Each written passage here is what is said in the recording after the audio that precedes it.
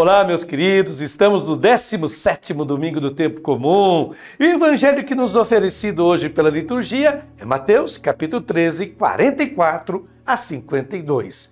O tema que eu escolhi para este domingo é o seguinte: quem escolhe a vida está cheio de vida.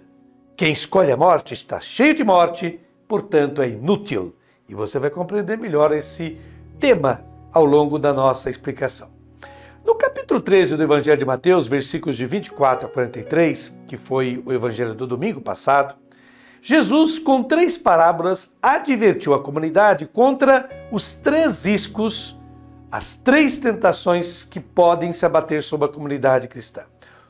Com a parábola do joio, advertiu a comunidade contra a tentação de ser comunidade dos eleitos.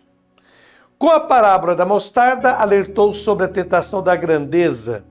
E, finalmente, com a parábola do fermento, admoestou sobre o desânimo que pode se abater sobre a comunidade. Agora, neste domingo, como antídoto a estas 3 tentações, Jesus convida-nos à fidelidade à primeira bem-aventurança, que é a dos pobres, que é do despojamento, e faz isso novamente com parábolas. É o que nós vamos ouvir a partir de agora.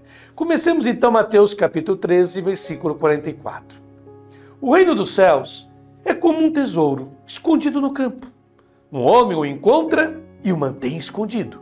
Cheio de alegria, ele vai, vende todos os seus bens e compra aquele campo. Vamos ler. É o capítulo 13, versículo 44 de Mateus que acabamos de ouvir. E que inicia-se assim: o reino dos céus. Lembro que o reino dos céus não significa um reino após a morte, um reino nos céus, mas o reino de Deus, ou seja, a sociedade alternativa que Jesus veio criar nesta terra. É como um tesouro. Então, o reino de Deus é como um tesouro, compara Jesus. O termo tesouro abre e fecha esta passagem deste domingo. Comparece aqui no capítulo 13, versículo 44 e no capítulo 13 também, versículo 52, que é o último da passagem do evangelho deste domingo. Portanto, a palavra tesouro é marcada, essa passagem é marcada pela beleza, pelo esplendor, né? A palavra tesouro nos lembra isso, o esplendor, a beleza. E aqui, esse tesouro está escondido no campo, um homem o encontra. Então, este homem não procurava o tesouro. Atenção para esse detalhe. Ele o encontrou. É uma atitude passiva. Era uma oportunidade que soube aproveitar na sua vida. E sem hesitar, escreve o evangelista, o mantém escondido, cheio de alegria, ele vai. Literalmente, pela alegria de o ter encontrado. É essa a sua alegria, de ter encontrado aquele tesouro. Vai, vende todos os seus bens. Ele não muda de ideia e compra aquele campo. Em São Paulo, na carta aos Filipenses, encontramos escrito: o que para mim era ganho, considerei perda por amor de Cristo. Por ele abandonei todas essas coisas e as considero lixo. Está lá em Filipenses capítulo 3, versículos 7 e também no 8º. Quando você encontra Jesus e sua mensagem, esta é a resposta para aquele desejo de plenitude de vida. Desejo de plenitude de vida que cada pessoa carrega dentro de si. Então, tudo mais perde valor. É o que essa primeira parábola nos mostra. Prossigamos, lendo agora o capítulo 13 de Mateus, versículos de 45 a 46.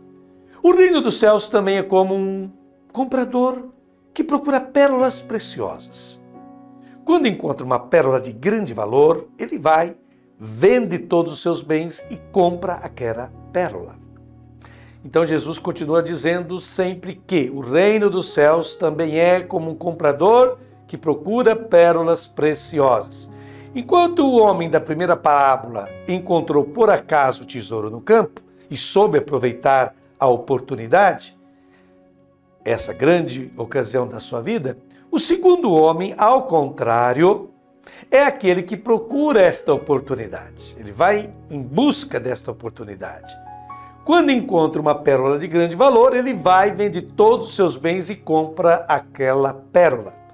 O que o evangelista quer dizer é que seguir Jesus não é à custa de sabe-se lá que sacrifícios.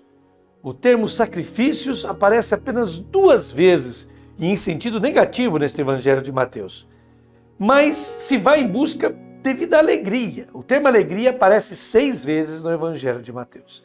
Então essa busca pelo reino é motivo de alegria. É bom frisarmos isso. Prossigamos agora lendo os versículos 47 a 48. O reino dos céus é ainda como uma rede lançada ao mar e que apanha peixes de todo tipo. Quando está cheia, os pescadores puxam a rede para a praia, sentam-se e recolhem os peixes bons em cestos e jogam fora os que não prestam. Então Jesus continua, o reino dos céus. Sempre o tema é o reino dos céus. Essa nova sociedade que ele quer inaugurar e instaurar entre nós. O reino dos céus é ainda como uma rede lançada ao mar. Jesus convidou os seus discípulos, não podemos esquecer disso, lá no início do Evangelho, a serem pescadores de homens. E agora diz como se deve pescar. E nessa pescaria se apanha de todo tipo. Não há no texto original grego a palavra peixe, não fala todo tipo de peixe. Se apanha todo tipo, só isso que o texto grego diz. Peixe é um acréscimo do tradutor, no caso. Portanto, recolhe de tudo. Né? Recolhe-se de tudo. A oferta de Deus, a oferta do seu amor, é para toda a humanidade. Cabe aos homens acatá-la ou não. Prossegue o texto do Evangelho. Quando está cheia, os pescadores puxam a rede para a praia, sentam-se e recolhem os peixes bons em cestos e jogam fora os que não prestam. E aqui, infelizmente, a tradução em algumas Bíblias é jogam fora os que são maus, o que indica um julgamento moral por parte do pescador. Não, não é assim. No texto grego original está lá, jogam fora os podres, os peixes podres, ou as coisas podres. O termo usado pelo evangelista é podre, não é um julgamento isso. A palavra podre não comporta se a coisa é boa ou ruim, é uma observação, uma constatação. Ora, quem pode trazer vida e quem está podre? Então, há 2 tipos de pessoas, quem pode trazer vida e quem está podre. Portanto, não é um julgamento moral, mas uma, repito, observação. Quem escolhe a vida está cheio de vida. Quem escolhe a morte está cheio de morte. Portanto, é inútil. Esse é o peixe podre, porque escolheu a morte. Escolheu estar longe do amor, escolheu estar longe de Jesus, longe de Deus. Prossigamos. Agora leremos os versículos de 49 a 50, sempre do capítulo 13 de Mateus. Assim acontecerá no fim dos tempos. Os anjos virão para separar os homens maus dos que são justos, e lançarão os maus na fornalha de fogo, e aí haverá choro e ranger de dentes. E de fato, Jesus prossegue. Assim acontecerá no fim, não do mundo, mas no fim dos tempos. Os anjos virão para separar os homens maus.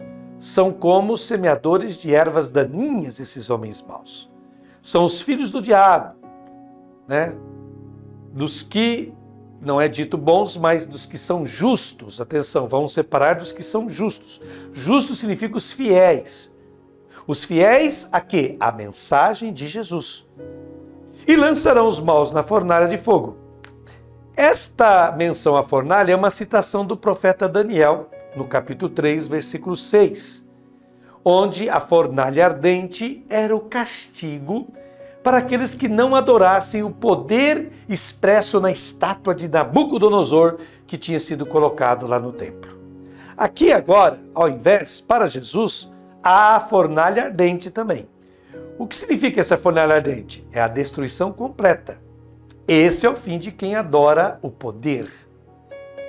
Então, quem escolhe o amor, a partilha, a generosidade, o perdão, este é o reino dos céus. É o reino de Deus que Jesus veio inaugurar. Eles são cheios de vida e a comunicam aos outros. Aqueles que, em vez disso, escolhem o egoísmo, a ganância, o poder, estão cheios de morte. Então não há julgamento da parte de Deus, mas simplesmente uma constatação entre quem está cheio de vida e quem já está na putrefação da morte. E a conclusão é aí haverá choro e ranger de dentes, que é uma imagem bíblica que indica o fracasso total na vida. Prossigamos agora lendo os versículos de 51 a 52. Compreendestes tudo isso? Eles responderam, sim. Então Jesus acrescentou, assim, pois, todo mestre da lei que se torna discípulo do reino dos céus é como um pai de família que tira do seu tesouro coisas novas e velhas. No final das 7 parábolas do reino, que compreendem esse capítulo 13 de Mateus, são 7 parábolas, Jesus diz, compreendestes tudo isso? Ele está perguntando sobre o conjunto das 7 parábolas que ele narrou sobre o reino. E os discípulos responderam-lhe, sim. E disse-lhes, assim pois, todo mestre da lei, literalmente está escrito escriba, né? Que era um personagem importante. O escriba era o mestre por excelência de Israel. Representava o magistério infalível da doutrina do judaísmo. Então, todo mestre da lei, ou seja, todo escriba que se torna discípulo, também o mestre, diante da novidade que é Jesus, deve retornar para a escola. O mestre deve voltar ao banco da escola. Deve tornar-se discípulo. Talvez esse seja um pouco o retrato do evangelista, né? Que se torna então discípulo do reino dos céus, é como um pai de família que tira do seu tesouro, eis a palavra tesouro aqui novamente, que abriu a nossa passagem lá no versículo 44 e agora fecha. Tira do seu tesouro o quê? Coisas novas, literalmente melhores, né? As coisas novas são as coisas melhores. O evangelista usa o mesmo termo que no Evangelho de João, que indicava o mandamento novo, o mandamento melhor, né? Na linguagem joanina. Tira do seu tesouro coisas novas e velhas. O que quer dizer o evangelista? Que a mensagem de Jesus sempre tem precedência sobre a de Moisés. A nova aliança vem antes da última aliança do Antigo Testamento. Bom, essas são as ponderações, reflexões que nos ofereceu Frei Alberto Matti. Agora faço as minhas ponderações pessoais. E começo citando uma frase. Jesus é realmente fundamental. Sem ele nada teria sentido. Vou repetir. Jesus é realmente fundamental. Sem ele nada teria sentido. É o que nos diz Santo Inácio de Loyola, fundador da Companhia de Jesus, os Jesuítas. O nosso mundo, a nossa sociedade se perdeu porque perdeu a Jesus, o Cristo, o Filho do Deus vivo. O único e real sentido para as nossas pobres vidas.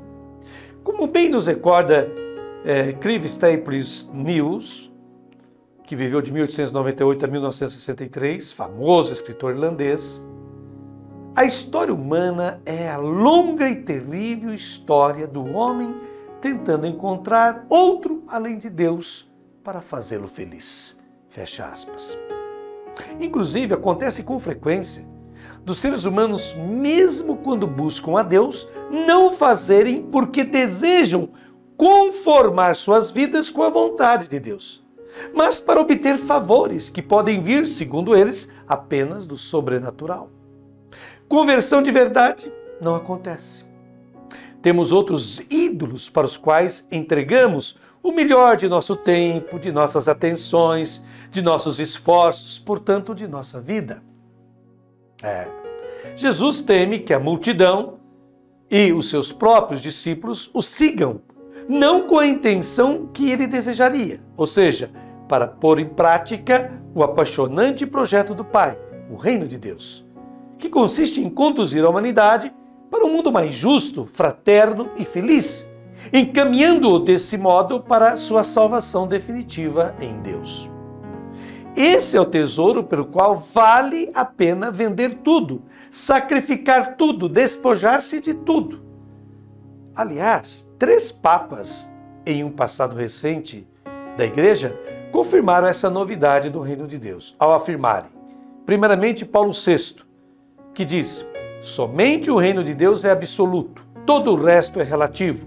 Ou São João Paulo II, que dizia, a igreja não é ela mesma o seu próprio fim, pois está orientada ao reino de Deus, do qual é germen, sinal e instrumento.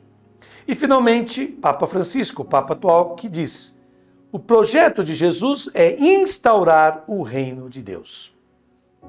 O grande drama é que vivemos distraídos com práticas, costumes e preocupações que não pertencem ao núcleo, ao centro, ao que é principal no Evangelho, justamente o reino de Deus.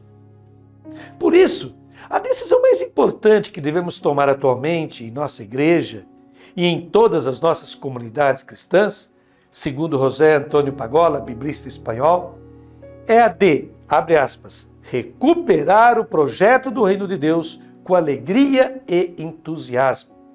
Sem isso, seremos uma instituição que cumprirá a missão que nos confiou Jesus, que não cumprirá, melhor dizendo, né? Essa missão que é ide, pois, e fazei discípulos todos os povos, batizando-os em nome do Pai, do Filho e do Espírito Santo, como está lá em Mateus capítulo 28 e 19. Concluindo então a nossa meditação deste domingo, 17º domingo do tempo comum, vamos fazer juntos esta oração, que vai aparecer inclusive aí na sua tela. Senhor, não tenho tempo. Minha vida corre entre atividades, serviços e prazos. E não tenho tempo para estar contigo. Não tenho tempo para descansar em teu coração, colocando minhas ansiedades e medos, minhas expectativas e minhas realizações, minhas conquistas e meus fracassos.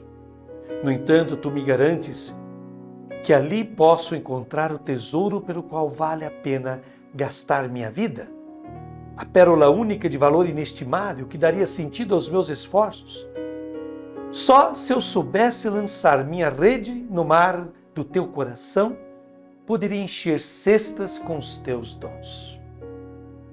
Finalmente, lembra-me que se eu decidir me tornar teu discípulo, tu me ensinarás como extrair coisas novas e velhas da minha vida diária, compreendendo bem que o teu reino não cresce com as sobras do meu tempo, com as sobras das minhas energias, com as sobras dos meus afazeres.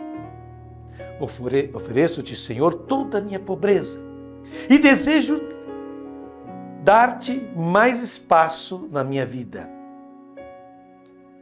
E é isso que nós gostaríamos que acontecesse a partir daquilo que o Santo Evangelho nos propõe. Muito obrigado a você que nos seguiu. Até a próxima oportunidade, se Deus quiser.